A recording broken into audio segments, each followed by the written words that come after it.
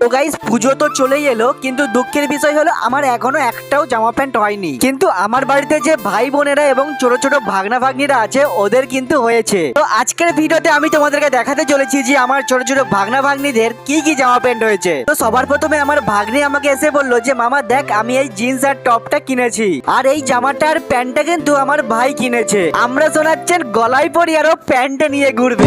বড়লোক বড়লোক। আর ও কিন্তু পয়সা দিয়ে ছেঁড়া প্যান্ট কিনে এনেছে। আর এটা দেখে আমি আর মা খুব হাসাহাসি করলাম। তো গাইস, মজা করছিলাম, কেউ কিন্তু সিরিয়াস নেবেন না, জাস্ট কিডিং। আসলে ভাইয়ের জামা প্যান্ট গুলো কিন্তু সত্যি খুব সুন্দর হয়েছে। আর এদিকে মা আমার ভাগ্নিকে বলছে যে তুই একা একা জামা প্যান্ট দেখে একা একা আবার ঢুকিয়ে দিচ্ছিস। আর এখানে ও কিন্তু অনেকক্ষণ ধরে প্যান্টটা পরার চেষ্টা করছে, কিন্তু বেচারা ঢুকাতেই পারছে না। তো গাইস, একে একে আমি সবার জামা প্যান্ট গুলোই দেখলাম, আর সবারটাই কিন্তু খুব সুন্দর হয়েছে। তাহলে আজকের ভিডিওটা এতদূরই থাকা। তোমরা কটা জামা প্যান্ট কিনেছো কমেন্টে অবশ্যই জানিও কিন্তু।